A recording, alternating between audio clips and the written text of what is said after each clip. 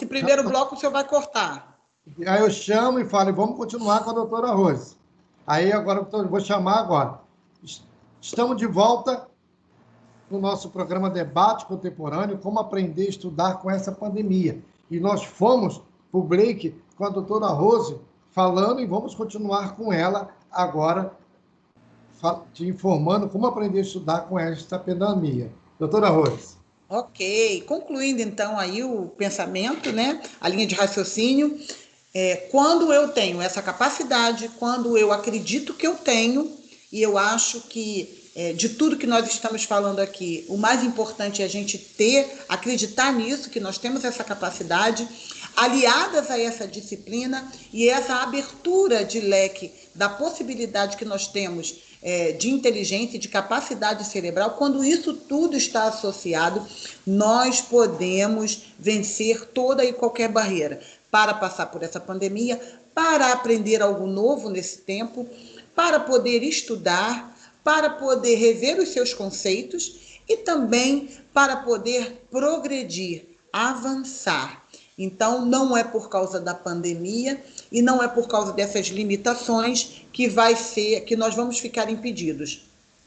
Então, a resposta está dentro de nós. E sim, se é possível aprendermos nesse tempo de pandemia, sim, com disciplina, com esforço e com determinação, acreditando no que nós podemos sempre, nós podemos ir muito além. Maravilha! Olha, está sendo muito bom e nós estamos aqui recebendo áudios, né? Poxa, doutor André, estou conectado, parabéns a todos. Programa de altíssimo nível, né? Isso é muito bom. Professora Vânia, como aprender a estudar com esta pandemia? Então, como a pastora Rose falou, nós também estamos aprendendo e eu estou muito feliz, porque, na verdade, tudo se completa.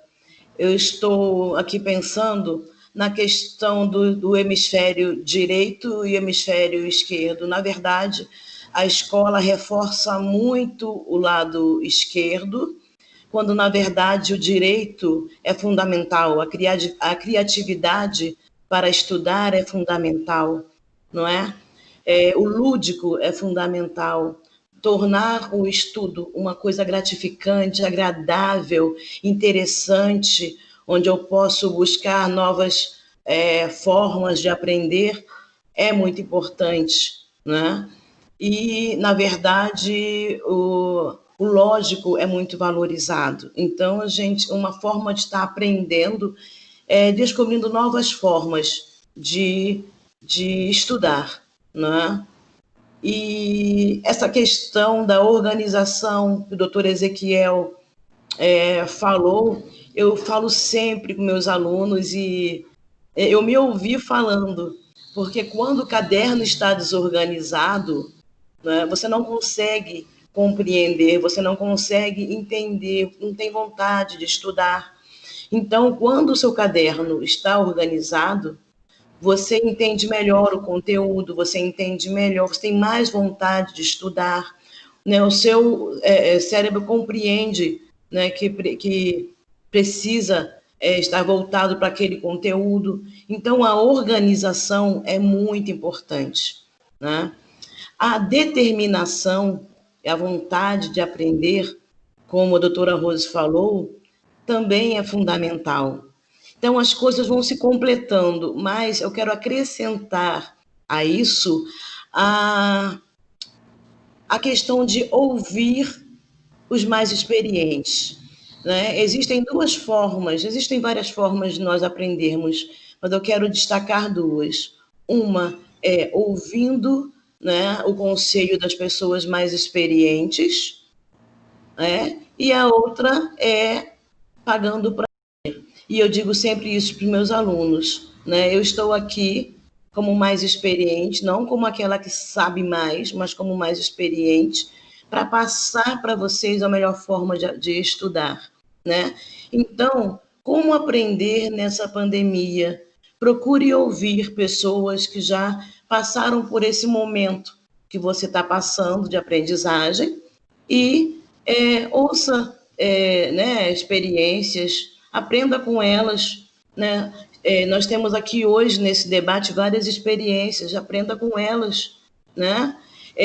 Escute, porque a gente aprende assim também, ouvindo a experiência de outras pessoas. E é isso. Bom, muito bom, professora, porque a senhora está na ponta, né? Está na ponta de falar com os alunos, né? Tanto na rede privada como municipal, e isso para nós é muito importante. E é, eu gostaria de acrescentar aqui agora uma pergunta para vocês, da doutora Grauciliene, tá? Ela que também, de vez em quando, está sempre participando conosco dos nossos programas, do Luciliane Santos, né, que é da Subsecretaria de Políticas Públicas para as Mulheres. Então, ela falando com a gente, né, sobre para o isolamento social, devemos trabalhar a ciência comportamental durante a pandemia e pós-pandemia. Doutora Rose, comportamental, sua área, né? Então, também, de todos aqui, né? Mas quero agora começar com a senhora, né? Para o isolamento social, devemos trabalhar a ciência comportamental, né? Durante a pandemia e pós-pandemia. Isso é importante porque essa situação de pandemia é algo que vem externamente, ninguém pediu, ninguém programou, ninguém pensou. Quando quando nós saímos da nossa rotina, e aí nós colocamos isso, e nós que somos da área de saúde mental, temos pensado, analisado, ponderado muito esse ponto e essa questão, que é a seguinte: quando a nossa rotina ela é quebrada, quando a nossa rotina ela é afetada, o nosso cérebro ele não responde bem, até mesmo porque, como o doutor Paulo falou aí, né, nós somos ensinados a um raciocínio lógico, a usar bastante o hemisfério esquerdo do cérebro. Então, tudo que foge da minha rotina, tudo que foge da minha lógica, tudo que foge da minha remissão do tempo, daquilo que eu quero fazer rápido, daquilo que eu quero logo, né? Então, tudo isso que vem, afeta, gera em nós um estresse. Do estresse vai gerar as doenças psicossomáticas, a pessoa está ansiosa, a pessoa vai ficar com batimento cardíaco acelerado, vai começar a ter tremores. Por quê? Porque tudo isso que vem de forma externa, os acontecimentos desse tempo que estão vindo para nós e estão nos afetando, estão gerando em nós uma quebra de uma forma de raciocinar. Está trazendo para nós uma quebra na nossa rotina e naquilo que nós já estamos acostumados. Então, é algo para nós que está fora do nosso alcance, tendo que mudar o comportamento para ter uma resiliência, ter uma paciência, ter uma determinação, começar a trabalhar, na verdade, questões que o nosso cérebro não está acostumado a pensar. Então, quando a gente fala aí de ciência comportamental, quando a gente fala de comportamento, está se falando até da mudança de comportamento a nível mundial, por conta dessa situação pandêmica e por conta desse estresse todo, dessa ansiedade, do medo, de todos esses elementos que estão nesse tempo altamente potencializados, porque aí não é uma questão pessoal, é uma questão mundial, está afetando os governos, está afetando os empregos, está afetando a vida econômica, o dinheiro das pessoas. Então, está se afetando uma série de coisas. Na verdade, não é um comportamento individual, mas nós temos que começar a pensar assim: a nível de ciência comportamental, aquilo que a gente pode começar a se adaptar e as coisas que vão mudar até mesmo na sociedade depois disso. Então, são muitas mudanças, são muitas adaptações, e nós temos que preparar, cada um de nós individualmente, uma forma de se enquadrar, e como ciência comportamental até pensar a nível organizacional. Como vai ser manter essas pessoas dentro de casa? Como vai ser manter uma sociedade inteira dizendo que não pode sair, ou que não pode entrar, ou que não pode ir na rua vizinha, ou que não pode ir no bairro vizinho, que são coisas que estão aí à nossa volta, que estão comprimindo, estão afetando o nosso comportamento como indivíduos, ok?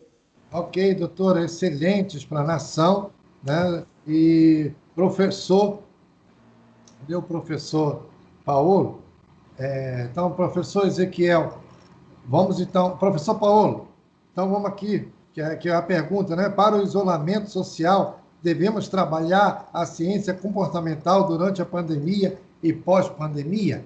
Tá? Eu até gostaria que, antes do senhor responder, vou falar para vocês, no máximo, estourando 5 minutos cada um, para a gente dar pergunta e estar dentro do primeiro bloco, para não acontecer como houve no primeiro bloco, de a gente pular para poder fechar, entendeu? Para ficar bem legal para a gente, porque depois dessa pergunta, já vou até para os demais que ainda não falaram, vai vir também que após esse momento, sim, uma ação imediata e paulatina, pois acredito que para ter eficácia no comportamento social, ela deve ser adquirida com hábito, né? Até pelo que o doutor Ezequiel falou, vai vir também isso para vocês, tá? Então, professor, é com o senhor.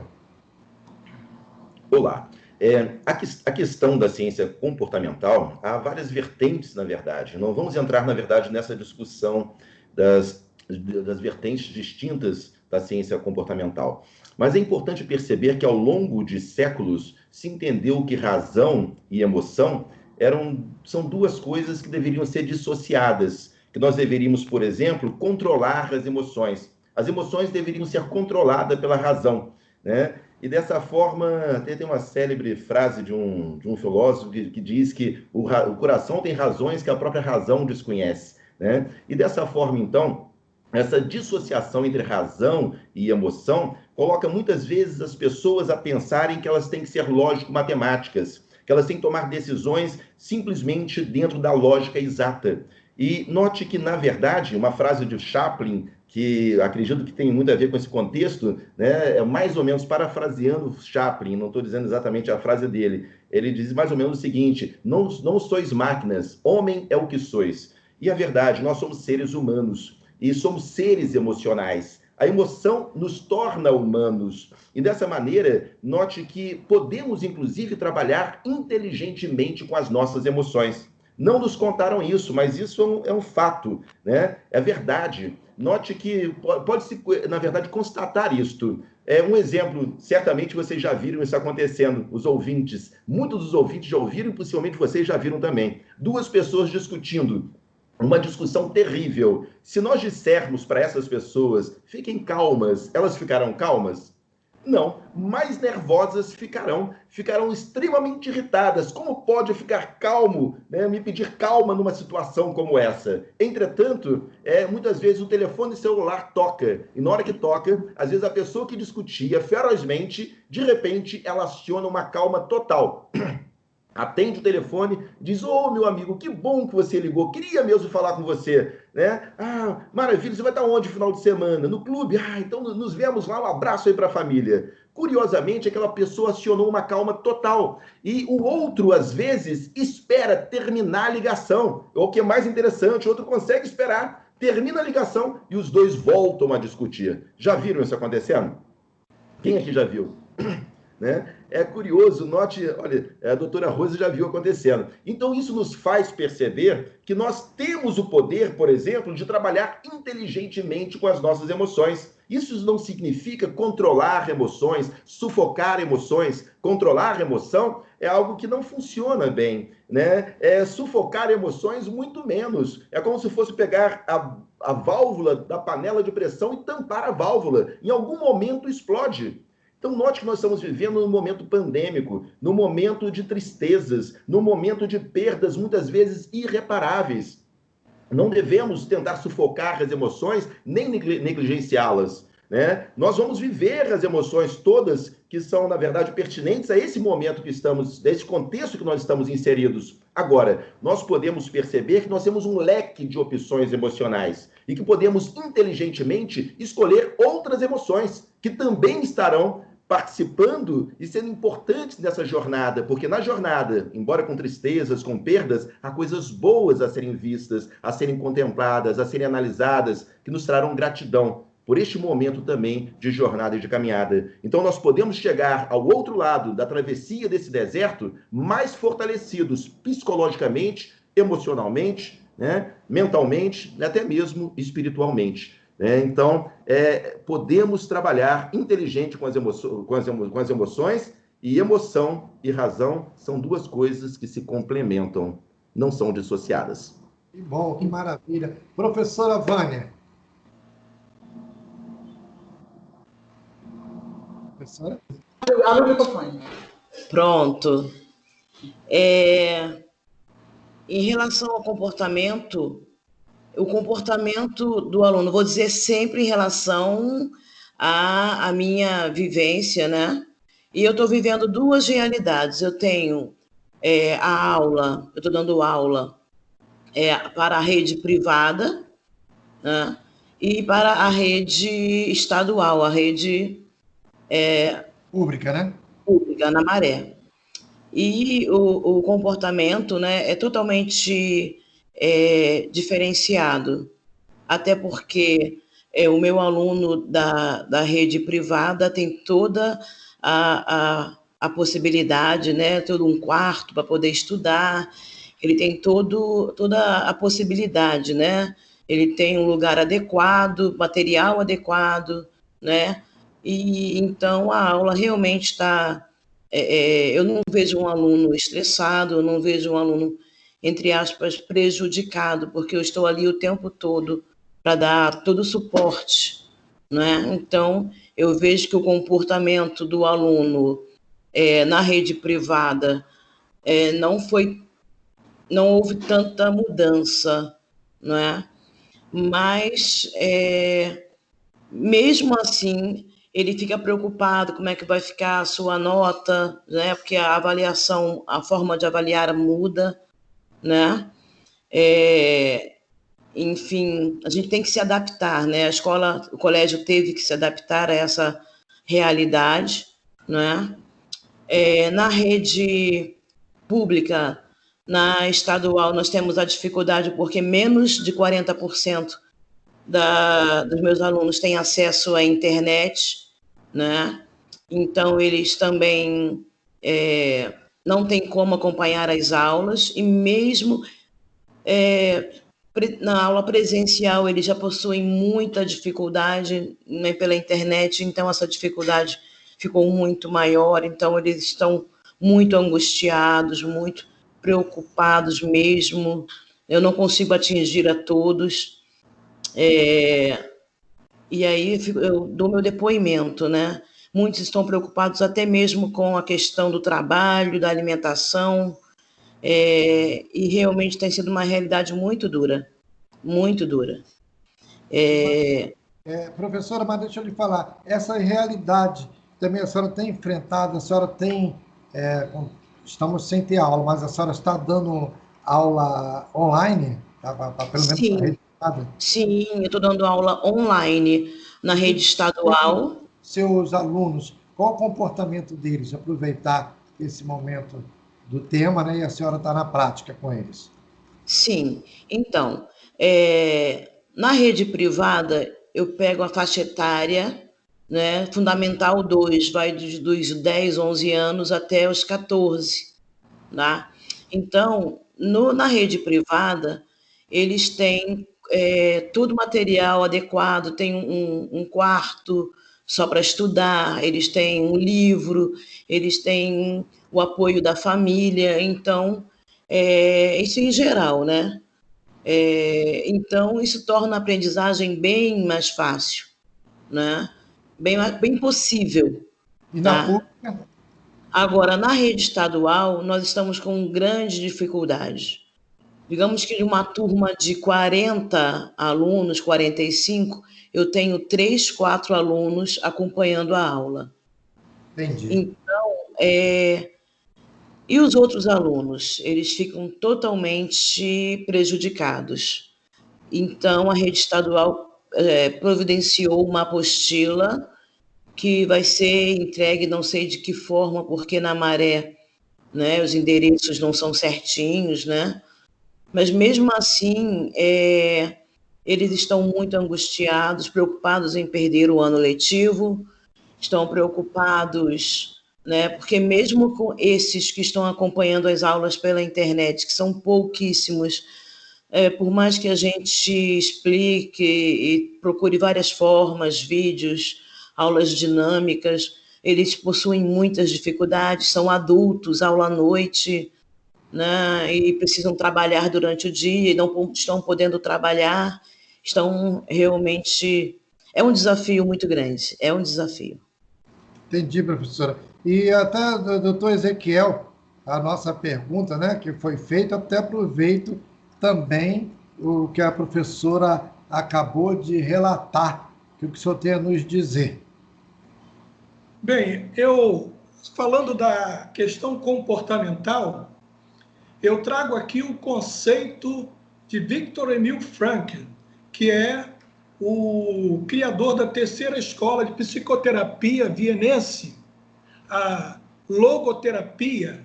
Ele fala que a existência é a resultante de 3 momentos importantes na nossa vida.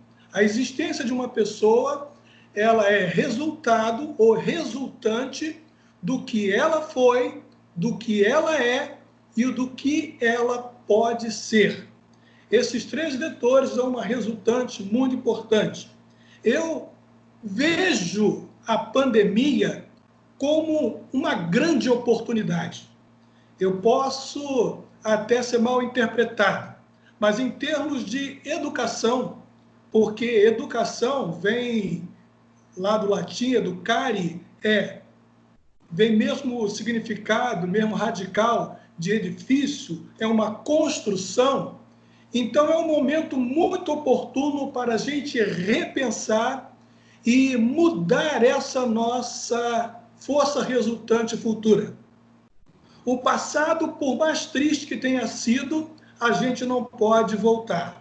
O presente é o momento que nos tem nas mãos para fazer algo. E o futuro é uma perspectiva. E nós podemos mudar essa perspectiva a partir, inclusive, do conceito de Émile Durkheim, que viveu entre 1858 e 1917, e ele fala, como filósofo da educação e também da sociologia, que os momentos sociais são importantíssimos para definirem a nossa trajetória.